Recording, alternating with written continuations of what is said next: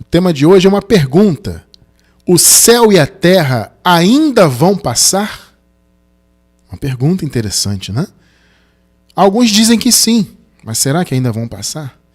Mateus, capítulo 24, verso 35, é o nosso versículo inicial. Vamos ler. O céu e a terra passarão, mas as minhas palavras não hão de passar. Glória a Deus. Abençoada igreja do Senhor Jesus, povo santo e amado, igreja sem ruga e sem mácula, abençoados com toda sorte de bênçãos. Meus amados irmãos, essa frase aqui, obviamente, é de Jesus, né? Aqui no contexto, Jesus estava se referindo ao que aconteceria para muitos em um futuro distante que ainda não aconteceu, mas para quem tem um entendimento genuíno de texto e contexto, como para a glória e honra do Senhor nós buscamos ter aqui, e que defendem, obviamente, essa verdade, sabemos que o que ele falou aqui, o que Jesus falou aqui já aconteceu, né? Mas, irmão cristiano, aqui está no futuro. O céu e a terra passarão, né? Isso aqui, amado, é aquela questão que eu sempre digo para vocês, em relação a você levar em conta os contextos, não só do texto, mas o contexto temporal. Para quem foi dito, em que tempo foi dito, para que geração foi dito, etc, etc. Isso é importante para você entender a palavra. Muitos entendem que isso aqui ainda vai vir no futuro, porque esse capítulo de Mateus 24, ele diz respeito ao Apocalipse. Mateus 24 nada mais é do que o Apocalipse, né? Ele trata do que aconteceria, né, em um futuro não distante desse aqui do texto. Lembrando, aqui Jesus, obviamente, estava aqui antes da cruz ainda, né? Então ele estava predizendo o que ocorreria com os hebreus, com os judeus, com os israelitas. Havia uma palavra de juízo sobre Israel. E Jesus estava predizendo justamente esse juízo aqui, né? Só que as pessoas tiram isso aqui do contexto que está aqui e jogam para os tempos atuais, como se Jesus estivesse se referindo à igreja atual, aos tempos atuais, a um futuro totalmente distante daquilo que ele havia dito ali, né? Então muitos acreditam, de maneira errada, que o que Jesus falou aqui ainda vai acontecer. E eles têm uma interpretação totalmente equivocada do que significa o céu e a terra passar. Amados, a maioria dos irmãos está nessa situação hoje, tendo o entendimento errado do que é esse passar, né? E aguardando algo para o futuro que nunca vem. E, aliás, eu vou abrir um parêntese aqui e vou dizer para vocês uma coisa. Eu vou deixar esse estudo de hoje em nossa lista de estudos de escatologia consumada, né? Eu estava preparando esse estudo e, no meio do estudo, eu percebi que esse estudo, obviamente, faz parte da visão escatológica consumada, tá? Então, eu vou considerar esse estudo aqui o 13º estudo de escatologia consumada, tá? Né? Para quem não estudou, aliás, isso, eu vou deixar embaixo do vídeo no YouTube o link da escatologia consumada. Né? Nós temos atualmente 12 estudos hoje, como eu disse, estou considerando esse o 13º estudo, para você entender essa questão aqui, para você contextualizar bem na sua mente que o que Jesus profetizou em Mateus 24, que era o Apocalipse, que é a mesma coisa que João também profetizou e falou, né? O que João falou no Apocalipse, amados, nada mais foi do que aquilo que Jesus falou em Mateus 24. Né? Só que com uma linguagem codificada, né? E aquela coisa toda que a gente já sabe, né? Então, mas basicamente era aquilo, né? Se você pegar o Apocalipse, é o que Jesus profetizou, né? Com uma linguagem, como eu disse, mais codificada, uma linguagem muito parecida com a de Daniel, do profeta Daniel, né? Que, aliás, muitos esperam algumas profecias de Daniel para o futuro também, que não faz sentido. Então, eles fazem aí no sistema uma salada terrível dos tempos, né? E alguns até entendem. Vejam só como é que a coisa funciona. Tem até um grupo aí que entende. Não, Mateus 24 realmente fala do juízo de Jerusalém e tal. Mas é que em Jerusalém, no ano 70, houve um mini apocalipse. Olha só, olha onde esse povo vai, gente. Houve um mini apocalipse, mas vai haver agora um apocalipse maior. Irmão, sinto muito. Onde tem isso na palavra? Me mostra aí. Você entende que isso não tem fundamento nenhum, isso aí? Então isso é fruto de quê? De achismo. Eu acho que vai ser assim. Eu não aceito que Jesus voltou no ano 70. Se eu não aceito, então eu vou tentar torcer o texto para adaptar o texto à minha visão. Só que, abençoados, entendam uma coisa. Vejam bem, não é o texto bíblico que tem que se adaptar à minha visão. Entendem? É a minha visão, a nossa visão é que tem que se adaptar ao texto bíblico. Então eu não posso dizer, em 70 houve um mini apocalipse, vai haver um maior. Qual é a lógica disso? Jesus, em Mateus 24, estava falando do que aconteceria com os israelitas. E ponto. Ele não falou de um outro apocalipse não sei quantos mil anos depois. Isso não existe isso aí. Tá? Então as pessoas estão vivendo uma confusão, né? Achando ainda que, como eu disse, né, que o céu e a terra vão passar ainda, e eles têm um entendimento distorcido do que seria esse passar. Mas, irmão Cristiano, como é que eu posso ter certeza, então, que em Mateus 24, Jesus estava falando de algo que aconteceria ainda antes do primeiro século, né? Antes do fim do primeiro século da era cristã? Como eu posso ter certeza que tudo já se consumou? Vamos caminhar, então, abençoados, para nós entendermos isso aí, para a gente entender o que é o céu e a terra passar, né? E entender que isso já aconteceu. Tá? Então, observem aqui Mateus 24, agora o versículo 34. Olha só o que Jesus fala aqui, irmão. Presta bem atenção. Em verdade vos digo que não passará esta geração. Olha bem isso, irmão. Vamos com calma, tá? Vamos com calma para a gente poder entender bem isso aí. Em verdade vos digo que não passará esta geração sem que todas estas coisas aconteçam. Olha aí mais uma vez o verbo passar. Tá vendo, né? A gente já vai ver o que isso significa. Em verdade vos digo que não passará esta geração, sem que todas estas coisas aconteçam. Opa! O que são todas estas? Todas. Nós poderíamos até ter sublinhado também a palavra todas aí, ó. Todas estas coisas aconteçam. O que são todas estas coisas? É tudo que Jesus falou no contexto. O que no contexto Jesus falou? Jesus falou do fim do mundo. Logo no início do capítulo aqui eles perguntam, Senhor, quando vai acontecer o fim do mundo? Aí você vai na palavra mundo, no grego, você encontra o termo, a palavra aion. Ou seja, o fim do mundo. O que é aion, irmão Cristiano? Aion é um período de tempo, é uma era, vamos dizer assim. Pode ser traduzido por período de tempo, por era. Então o que Jesus estava falando? O que era o fim do mundo? Era o fim de uma era. Era o fim do mundo judaico. Pegou, né? Ou seja, era o fim da era judaica, o fim da lei. Percebem isso? O fim do antigo pacto, o fim do império das trevas. A propósito, esse estudo de hoje, nós estamos continuando o raciocínio de semana passada. Tá? Embaixo do nosso vídeo no YouTube sempre tem um link do estudo anterior, sempre tem. Então você vai encontrar o link do estudo de domingo passado. Tá? É uma continuação. Nós estamos continuando aquele raciocínio maravilhoso lá de domingo passado. Então Jesus disse, olha, em verdade vos digo que não passará esta geração sem que todas estas coisas, ou seja, tudo que ele profetizou sobre o fim do mundo, que era o fim de um aion, é um fim de um período de tempo, o período de tempo dos judeus, né, e do país, né, Israel, como povo de Deus. Tá? Eu disse semana passada e vou repetir, vou dizer hoje de novo. Os judeus hoje, os israelitas, eles têm o sangue judeu, hebreu, etc. Tem, mas eles não são mais o povo de Deus. O povo de Deus é a igreja. A igreja é composta de quê, irmão Cristiano? De judeus na carne e gentios na carne. Tá? Então, o povo de Deus, Israel, sendo o povo de Deus, foi até o ano 70. Ponto. Tá? Que isso fique bem claro. Por quê? Porque aquela geração passou. Irmão Cristiano, o que é passar? Eu estou curioso. Calma, a gente vai chegar lá. Tá? Então, em verdade, vos digo que não passará esta geração. Amado, está claro isso aqui.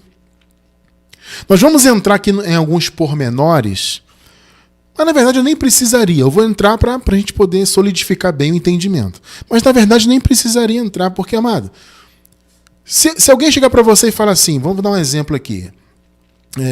Olha, essa geração ainda vai ver, sei lá, tal avanço tecnológico. Vamos dizer assim, né? Vamos dizer que alguém faz uma profecia, entre aspas, né? Olha, ainda nessa geração, essa geração não vai acabar antes que se manifeste tal avanço tecnológico. O que você entende isso? Que esse avanço tecnológico vai ser 1000 anos depois? 2000 anos depois? Não, você entende que é nessa geração. Não é verdade? É uma coisa óbvia. Né? Então, se eu falo para você, olha, nessa geração ainda vai acontecer tal coisa, você não vai esperar isso para as próximas gerações. Mas, irmão Cristiano, como é que eles interpretam então? Mas eles fazem uma salada terrível, né? E alguns dizem, por exemplo, aquele negócio que eu falei, como eles não aceitam que tudo já se consumou, eles ficam tentando adaptar o texto à visão deles. Esse é o problema, né? Então, alguns dizem, por exemplo, que a geração é um sentido assim universal. A geração é a humanidade na Terra, né? Então, não passará, a humanidade na Terra não vai acabar sem que isso aconteça. Mas Jesus não está falando da humanidade como um todo, independentemente do tempo. Não, porque a palavra geração tem um valor, tem um entendimento nela, ali, intrínseco nela. A palavra geração vem do grego genea. Essa palavra significa homens, pessoas da mesma linhagem. Perceba, não passará esta geração. Geração é o quê? Da palavra genea. Significa que são homens da mesma linhagem, pessoas, né, da mesma linhagem, tá? Ou o conjunto de pessoas que vivem no mesmo tempo. Isso é a palavra, isso é o significado da palavra geração aqui. Então, do que Jesus está falando quando ele disse não passará esta genea? Ele está dizendo o quê? Olha, essa geração, os judeus, desse tempo, porque é isso que a palavra significa. Tá? Genea significa homens, pessoas da mesma linhagem, ou que vivem, um grupo de pessoas que vive ao mesmo tempo. Então Jesus está falando de quê? Dos israelitas. Essa geração, esse grupo da mesma linhagem, não vai passar. Ou seja, o que eu estou dizendo vai acontecer ainda nesta geração. Porque se ele diz não passará essa geração, está dizendo o seguinte, então vai acontecer dentro dela ainda. Aí você pergunta, irmão Cristiano, tudo bem. Jesus deixou muito claro que aquela geração não passaria, que tudo que ele profetizou em Mateus 24 tinha que se cumprir ainda naquela geração, porque senão Jesus estaria mentindo aqui. Não é verdade? Então aconteceu dentro daquela geração.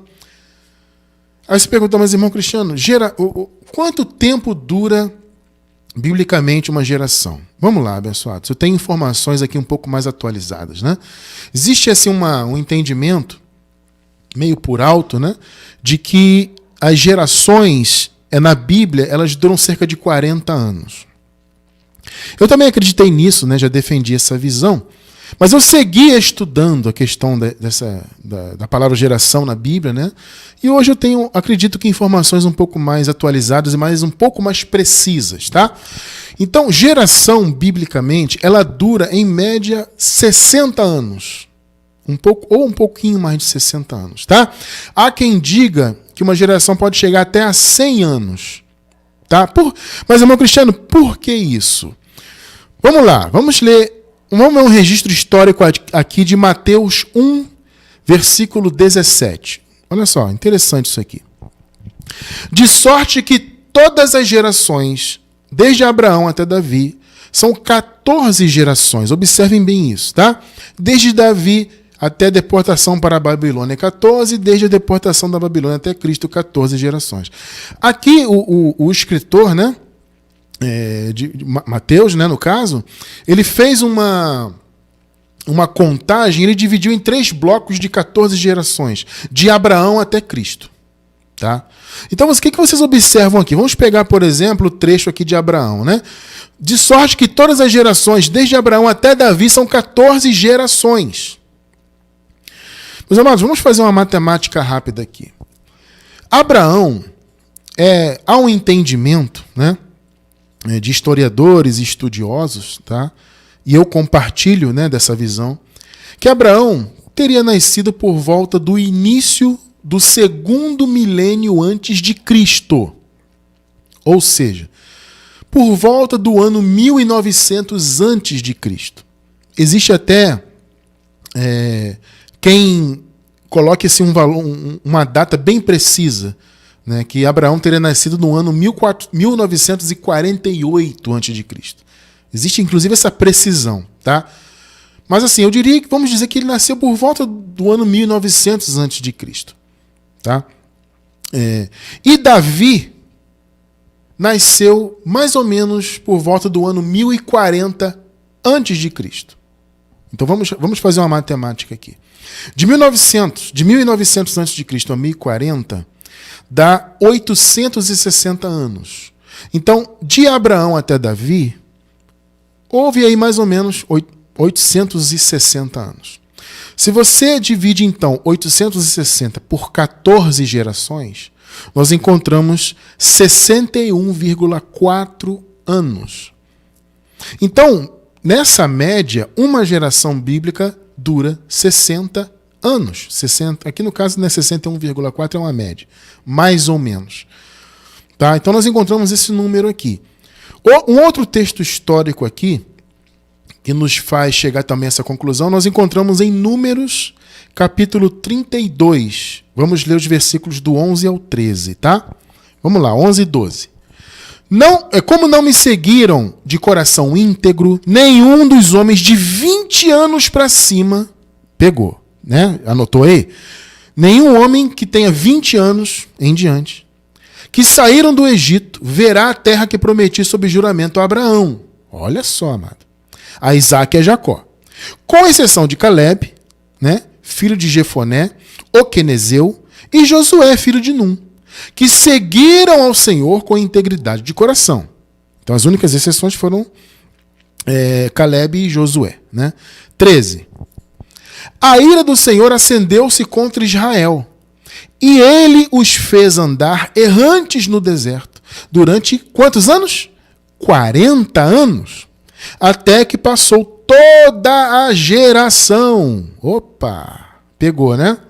Daqueles que tinham desagradado, daqueles que lhe tinham desagradado com seu mau procedimento. Então você soma os 20 anos mínimos, mais 40 anos andando no deserto. Quantos anos dá? 60 anos. Então toda aquela geração passou com 60 anos, tá? Como eu disse, há quem diga que pode chegar até 100 anos, porque nós sabemos que os israelitas ficaram como escravos, né, por 400 anos, arredondando, né? Existe uma passagem bíblica que diz que isso demorou 4 gerações, que na 4ª geração eles foram libertos. Ou seja, 4 gerações, 400 anos, 100 anos para cada geração. Tá? Então há quem diga que pode chegar até 100, mas você vê que a média aqui é 60. Né? Então, quanto dura uma geração biblicamente, irmão Cristiano? Biblicamente, uma geração pode durar de 60 anos, como nós vimos aqui, né, até 100 anos. Mas vamos trabalhar com o número de 60. Né? Então, o que Jesus falou, gente? Não passará esta geração. Ou seja, ele está falando daquele período de tempo. Biblicamente, no máximo 60 anos, podendo chegar a 100. No máximo. Então, não foi por acaso, por exemplo, que Jesus disse que quando ele voltasse, algumas pessoas que estavam ali ainda estariam vivas e o veriam no seu reino, vindo no seu reino. Por que Jesus falou isso? Porque ele sabia que seria ainda para aquela geração. Não é para a nossa geração, não é para o futuro, um futuro qualquer aí, sabe-se lá Deus quando. Não, foi naquela geração. E a prova está aqui. Mateus 16, versículos 27 e 28. Amado, atente-se para isso aqui com muita, muita atenção. Versículo 27. Porque o Filho do Homem, Jesus, né, virá na glória de seu Pai. Irmão, ele está falando de quê aqui? Ele não está falando da sua vinda no reino? Obviamente que está. Então, vamos ler de novo, em nome de Jesus. E você vai entender por que eu estou enfatizando isso aqui. Porque o Filho do Homem virá na glória de seu Pai, com os seus anjos, e então dará a cada um segundo as suas obras. Foi o juízo, né? Então observe bem isso aqui. O Filho do Homem virá na glória de seu Pai. É um contexto imediato anterior. Vamos ler o 28. Em verdade vos digo que alguns há, olha só, dos que aqui estão, aqui quando? Hoje, nosso tempo? 2020? Não, aqui no tempo de Jesus lá. Tá? Então, em verdade, vos digo que alguns há, dos que aqui estão, que não provarão a morte, até que vejam vir o Filho do Homem no seu reino. Vamos lá. O que o sistema diz? Não, irmão Cristiano, eles leem só o 28. O sistema religioso não é bobo, não. É aquilo que eu falei, eles querem adaptar o texto bíblico à visão deles. Então, como eles não aceitam que tudo já está consumado, eles querem adaptar o texto. Aí eles pegam o capítulo 17 de Mateus, que se refere à transfiguração. Gente, a transfiguração é uma outra situação. A transfiguração é um outro momento. Mas só que eles dizem que quando Jesus disse aqui, ó, alguns dos que estão aqui não verão a morte, é porque veriam ele na transfiguração. Meu irmão, quem fala isso isola o versículo 27 e lê só o 28 em diante. Aí como ele lê o 28 é o último versículo do capítulo 16. Aí a pessoa vai e já lê o 17. Aí no 17 está relatando a transfiguração. Então eles dizem que Jesus está se referindo à transfiguração. Isso não faz sentido se você ler o versículo anterior, que nós acabamos de ler. O Filho do Homem virá na glória de seu Pai, com seus anjos. Eu te pergunto, na transfiguração Jesus veio com seus anjos? E ele disse mais, e então dará cada um segundo as suas obras. Ou seja, na transfiguração houve algum juízo? Houve? Não houve, né? Então como é que alguém pode dizer que Jesus se referia aos que, né, os que estão aqui, alguns não verão a morte, né, até que vejam o Filho do Homem vindo no seu reino? Como é que ele poderia estar falando da transfiguração? É só me responder isso aí. Como? Na transfiguração não houve juízo. Então a transfiguração, amado, é um outro momento. O contexto aqui em Mateus 16 é outro. Jesus está falando da vinda dele no ano 70. Da vinda no reino. Ele disse, alguns dos que estão aqui não verão a morte. Então, se isso aqui ainda vai acontecer, tem gente com mais de 2000 anos vivendo aí. Sim ou não? Pensa aí comigo. Você conhece alguém com mais de 2000 anos? Será que existe algum israelita vivendo por aí com mais de 2000 anos, esperando Jesus voltar? Porque Jesus disse, olha, tem gente aqui que não vai morrer até que me veja vindo no reino. Ou seja, seria realmente naquela geração. Por isso que ele falou, não passará esta geração. Amados, vamos ser intelectualmente honestos. Eu até entendo, veja bem, eu entendo quando você fala assim, Jesus já voltou, amado, já está consumado. Eu entendo que isso é impactante para muitas pessoas. Eu entendo que no primeiro momento você fica, não aceito, não pode ser. E aí começa essa tentativa de adaptar o texto bíblico, né? Esse negócio que o pessoal fala, não, que o Apocalipse foi escrito depois do ano 70, isso tudo, amado, é uma tentativa de adaptar o texto à sua visão. O Apocalipse fala de Mateus 24, fala de Daniel. Não tem lógica o Apocalipse ter sido escrito depois do ano 70. Isso não faz nenhum sentido isso. E nós já temos estudos sobre isso. Como eu disse, esse estudo hoje eu vou considerar o 13º estudo de escatologia. Assista, se você não assistiu, aos 12 estudos anteriores. Tem link aí embaixo do vídeo. Assista, vale a pena você investir um tempo nesses estudos. E tem um estudo lá específico sobre a data em que o Apocalipse for escrito. Para você não cair mais nessas esparrelas, nesse papo furado aí do sistema. não passará esta geração. Vamos ler de novo aí, Mateus 24, vamos ler 34 e 35, agora vamos ler junto. Em verdade, vos digo, que não passará esta geração, então você já entendeu o que é isso aí, sem que todas estas coisas aconteçam.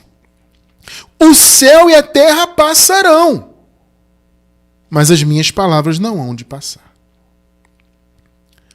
Então, abençoados, quando Jesus disse que o céu e a terra passariam, ele não estava dizendo que o céu e a terra seriam destruídos.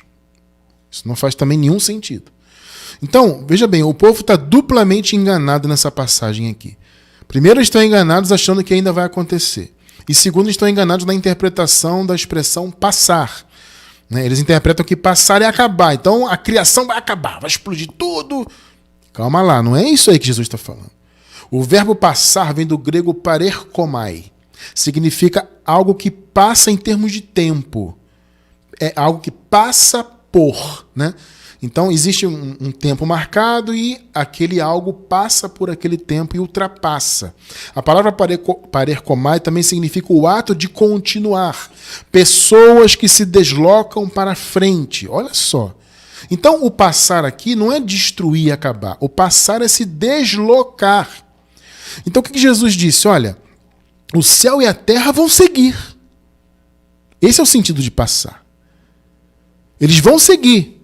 As minhas profecias não. Elas vão acontecer. Entendeu o ponto que Jesus quis dizer? Passar é isso. Então, o céu e a terra vai seguir. As minhas palavras não, porque elas têm que se cumprir. E vai ser nesta geração. Alguns dos que estão vivos vão me ver vindo no meu reino. Está cumprido, amado. É inegável. Você vai lutar com a verdade. Não existe o conceito de que o mundo, a terra vai acabar, vai explodir. Não existe isso aí. Nós temos também um estudo específico na escatologia sobre... o tema do estudo, se eu não me engano, é a terra vai ser destruída. Eu não lembro qual dos estudos, mas está aí junto. Nessa playlist de escatologia, está junto aí. Não faz sentido. Vamos só pontuar com o versículo que eu estou falando? Nesse estudo nós nos aprofundamos mais. Mas vamos ver aqui, Eclesiastes 1:4. Uma geração vai e a outra geração vem, mas a terra permanece para sempre. Glória a Deus, sim ou não? O Senhor, amado, deixa eu falar uma coisa para vocês.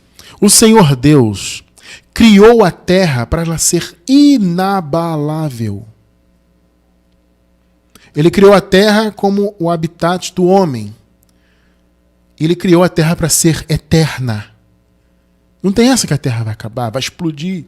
Ah, Cristiano, mas o Pedro disse que tudo vai se desfazer. Amado, vai lá no estudo de escatologia, estuda para você ver o que é isso aí. O que significa isso aí? Uma geração vai, a outra vem. Mais uma vez geração, né? Uma geração vai, a outra vem. Uma vai, a outra vem. E a terra permanece para sempre. Então, abençoados, o que aconteceu? E que nós vimos, inclusive, no domingo passado, eu vou relembrar alguns pontinhos hoje. Tá? O que aconteceu com a criação? A criação ela foi amaldiçoada pelo pecado. Ela foi separada de Deus, do Criador. Né? Então, a criação ela estava em trevas. Na semana passada, nós nos aprofundamos bastante nisso. No estudo de domingo passado, que tem link aí na gravação, embaixo do vídeo. Tá? Então a criação estava em trevas. Ela estava separada de Deus, né, debaixo do pecado, aquela coisa, toda aquela maldição que nós vimos no estudo passado. Mas ela foi liberta. Ela foi trazida para o reino, ela foi reconciliada. Mais uma vez, vamos ler de novo. Esse versículo é clássico na graça, mas vamos ler de novo. Nunca é demais lê-lo, né? Colossenses 1:13. Ele, Deus, nos libertou do império das trevas. Tá? No estudo de domingo passado, a gente especificou bem o que foi o império das trevas. Tá? Então, ele nos libertou do império das trevas e nos transportou para o reino de seu Filho. Então, aquele povo e a criação como um todo foi transportada para o reino, foi reconciliada com o reino. Nós já nascemos conciliados, tá? Mas a igreja primitiva, que nasceu antes da cruz, eles foram reconciliados. Eles foram transportados. Nós já nascemos no reino. Eles foram transportados para o reino. E foram libertos do império das trevas. Nós fomos libertos do império das trevas indiretamente. Ou seja, o Senhor evitou com que nós vivêssemos aquele período, porque ele morreu na cruz e aniquilou o império de trevas. Tá? Então, a criação foi reconciliada. O Senhor pôs fim à lei na cruz. Como eu disse semana passada, ele pôs fim no sentido original da lei. Né? Vamos pontuar isso aí com a palavra. Romanos 10:4. Porque o fim da lei é Cristo. Também é um versículo muito conhecido, né? Alguns querem distorcer aqui o sentido da palavra fim, mas fim aqui no grego significa realmente fim, o final, a fronteira, onde algo acaba e começa outra coisa. E foi o que aconteceu. O fim da lei é Cristo, para a justiça de todo aquele que crê. Então Jesus, ele pôs fim porque a lei teve seu objetivo. Ela foi um ministério de morte e condenação, e ela também serviu para conduzir o povo até Cristo. Mas uma vez que Cristo se manifestou, a lei acabou. E Cristo cumpriu tudo lá na lei, inaugurando o sétimo dia. Foi o que nós vimos no estudo de semana passada. O Senhor inaugurou o sétimo dia. Ele morreu porque a lei exigia que ele morresse, e ele ressuscitou para trazer justificação. Né? Porque, obviamente, se ele não ressuscitasse, a morte dele não teria sentido. Então ele morreu pelos pecados do povo que estava lá debaixo do pecado e ressuscitou para a justificação. Vamos pontuar também com a palavra, Romanos 4:25. O qual por nossos pecados foi entregue e ressuscitou para a nossa justificação. Glória a Deus. Né? Então o que nós vimos na semana passada? Eu estou relembrando, dando uma palhinha hoje a mais. Que o Senhor fez isso, ele morreu, inaugurou o sétimo dia na cruz, né? Ele ressuscitou, né? Trouxe justificação, mas era necessário que houvesse um período de transição. Né? Tá? Então entenda isso, repito, no estudo de domingo passado, entenda isso com mais profundidade. Mas eu vou dar mais uma palhinha hoje. Então houve esse período da morte e ressurreição de Jesus até o ano 70 na sua vinda. Foi um período transitório, onde o templo de Jerusalém estava de pé. E esse templo abençoado, aquele templo, né, de Jerusalém, ele era a mancha na criação. Ele era um resquício do antigo pacto, que ainda fazia com que a criação estivesse sujeita àquilo ali. A criação já estava reconciliada com Deus. Mas aquele templo e toda a lei que era cumprida naquele templo ainda manchava, ainda envergonhava, ainda fazia com que a criação não tivesse sido plena ainda. Ou seja, a nova criação, né? A nova criação, ela foi inaugurada na vinda de Cristo, com a queda daquele templo. Tá? Ou seja, foi o fim daquela era, né? Foi o fim do período de transição. Aí a criação foi totalmente livre daquela maldição. Enquanto o templo estava de pé, amado, o caminho da graça não estava pleno.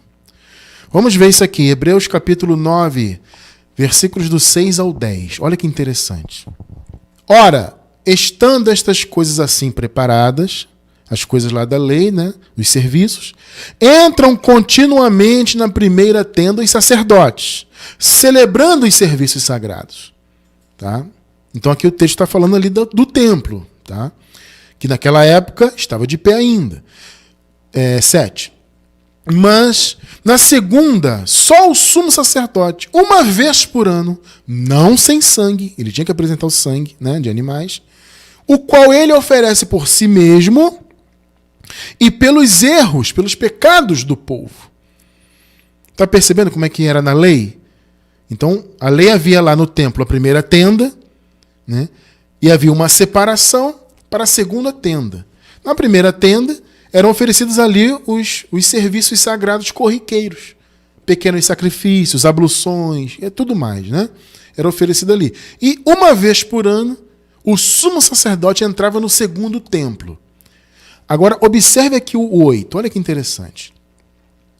Dando o Espírito a entender com isso, que o caminho do santuário não está descoberto, olha só, amado, olha só, enquanto subsiste a primeira tenda. Irmão Cristiano, eu não entendi a metáfora. Como é que é essa metáfora? Veja bem, o texto deixa muito claro essa metáfora da tenda em relação às alianças. Vamos entender isso aqui. Havia a primeira tenda e havia a segunda tenda. Havia então o quê? Um impedimento. Então, o texto diz aqui, o Espírito Santo dá a entender que o caminho do santuário não está descoberto enquanto subsiste a primeira tenda. Então, esse termo aqui, a primeira tenda, está se referindo, na verdade, ao templo todo em relação à graça. Porque a primeira tenda era o quê? Era um impedimento para alcançar o Santo dos Santos. Pegou, né?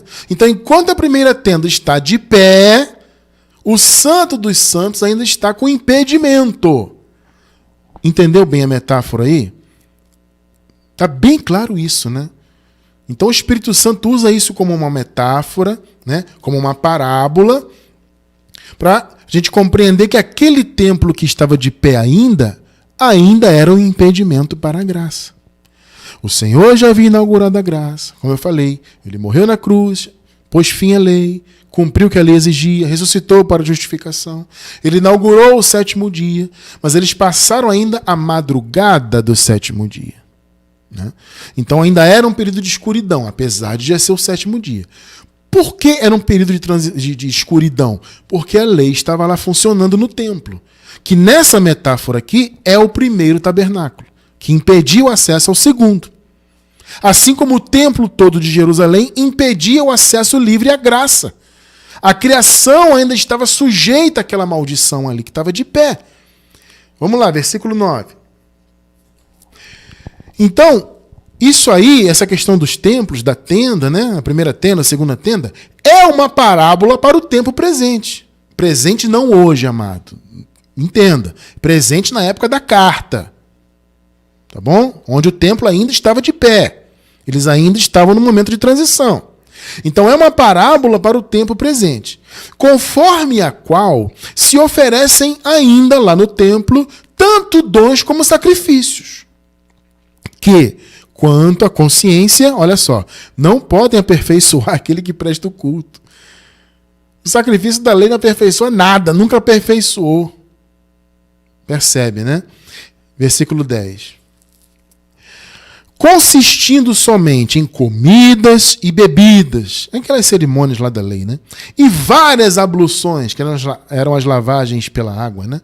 Umas ordenanças da carne, impostas até quando? Até o tempo da reforma. Meu irmão, o tempo da reforma foi a vinda de Cristo no ano 70. Foi o cumprimento de Mateus 24, onde Jesus disse que não passaria aquela geração sem que tudo aquilo acontecesse. E aconteceu. E chegou o tempo da reforma. Aquele templo foi destruído e a lei foi definitivamente destruída. O império das trevas, a madrugada, acabou. A escuridão diante da cruz e a escuridão do sétimo dia na sua madrugada acabou com a queda do templo. Então, por isso que muitas das vezes vocês me ouvem dizer assim: irmãos, nós vivemos no tempo pleno da graça.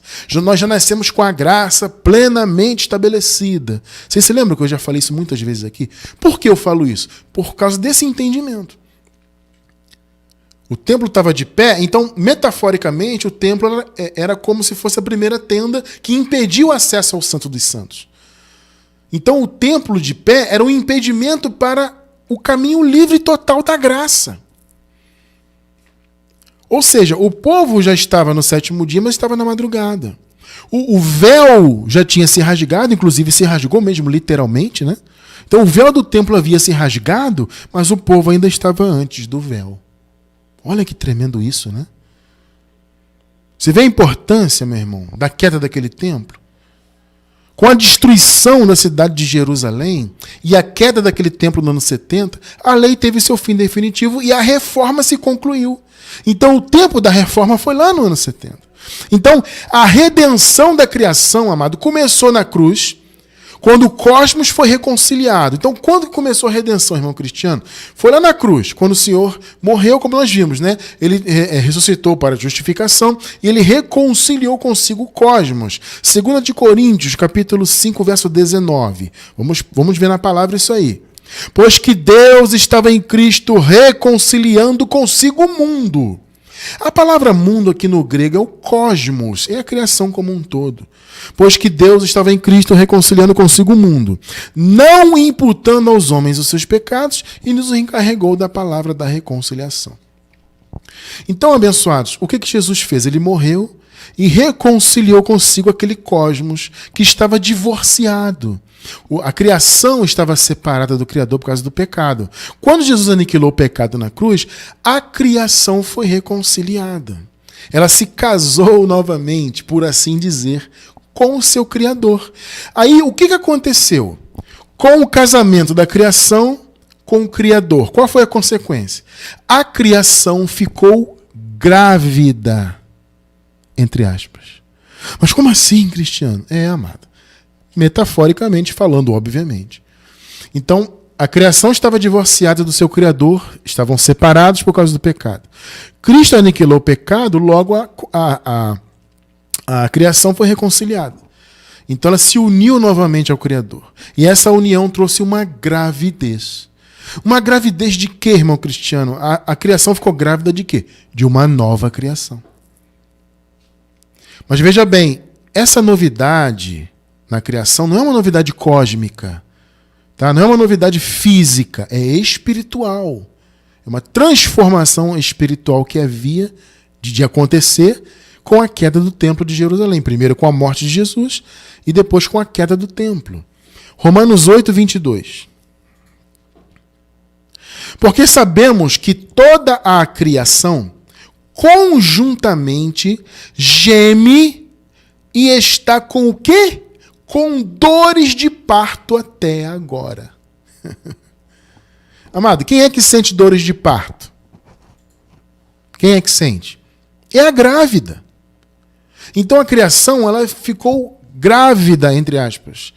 O período de gestação foi da cruz até o ano 70. Foi a gestação da nova criação. Porque, repito, Jesus já havia morrido, ressuscitado, já tinha inaugurado o 7º dia, mas o povo ainda estava preso antes do véu, apesar de o véu já estar rasgado. Mas o povo estava antes do véu. Por quê? Porque a criação ainda estava sujeita àquele templo. Então, repito, aquele templo era uma mancha na criação, era uma maldição, era um resquício do império das trevas maculando a criação.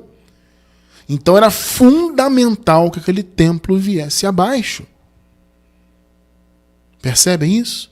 Então, a queda do templo foi a conclusão de toda a obra de Deus. Foi o fim do mundo, o fim de uma era, o fim do mundo judaico, o fim do mundo israelita.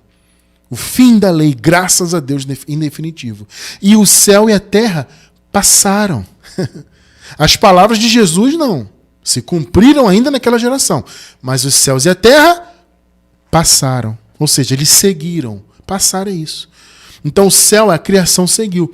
Só que no ano 70 ela deu à luz a uma nova criação. Porque o templo caiu. Então, antes do templo cair, apesar de o véu estar rasgado, o povo ainda estava metaforicamente antes do véu. E eu encerro, então, para pontuar esse raciocínio, com Romanos, capítulo 8, versículos do 19 ao 21. Porque a criação, olha só, amados, lembrando que quando Paulo escreveu aqui, eles ainda estavam lá no período de transição. Eles ainda estavam na madrugada do 7º dia. A criação ainda estava grávida, mas ela ainda estava lá sujeita àquele templo. Porque a criação aguarda com ardente expectativa a revelação dos filhos de Deus. Vamos lá, o que é revelação? Revelação é retirar o véu. Pode pesquisar depois aí. A palavra revelação significa retirar o véu. Então, a criação estava ali grávida, esperando uma nova criação. Então, ela estava sentindo dores de parto e numa ardente expectativa em que o véu fosse retirado. A revelação dos filhos de Deus é isso, ou seja, os filhos de Deus já estavam no 7º dia, mas eles ainda estavam antes do véu, porque o véu se rasgou, mas aquele templo ali era um impedimento para a graça plena, né? Então a criação estava aguardando a revelação, estava aguardando que aquele véu fosse definitivamente retirado. Porquanto a criação ficou sujeita à vaidade. A palavra vaidade aqui no grego, ela na verdade tem um sentido de inutilidade. Ou seja, a criação, por causa do antigo pacto, do pecado, aquela coisa toda, né, ela perdeu a sua importância, né? Porque Deus, quando criou, ele disse, viu Deus que era bom. Né? É tão lindo isso, né? A palavra diz, o Senhor criou, né? E o Senhor olhou para a sua criação e falou, é bom isso aí. Então o Senhor amou a sua criação, meu irmão. Mas por causa do pecado, a criação ficou sujeita à vaidade, ou no sentido mais correto, ela ficou sujeita à inutilidade, ela se tornou algo desprezível por causa do pecado. Então a criação ficou sujeita à vaidade, não por sua vontade, mas por causa daquele que a sujeitou. Que no caso foi o primeiro homem trazendo o pecado. Versículo 21. Na esperança, vejam só, de que também a própria criação há de ser liberta. Cristiano, está vendo? Ainda vai ser. Irmão, preste atenção no tempo. Aqui eles estavam antes do ano 70. Então preste atenção no tempo. Na esperança, ou seja, a criação ainda estava grávida, esperando que o véu fosse retirado, que o templo caísse. Tá? Então, na esperança de que também a própria criação há de ser liberta, e já foi, do cativeiro da corrupção, que era aquele templo maldito ali, né, aquele ícone do antigo pacto, com as lembranças do pecado, com os sacrifícios, com os dízimos, com as abluções, tudo acontecendo naquele templo ali.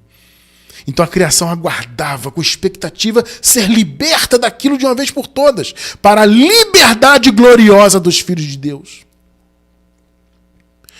Meus amados, vocês hoje vivem a liberdade gloriosa dos filhos de Deus. Sabe, eu louvo a Deus por isso, que nós já nascemos com a graça plenamente estabelecida.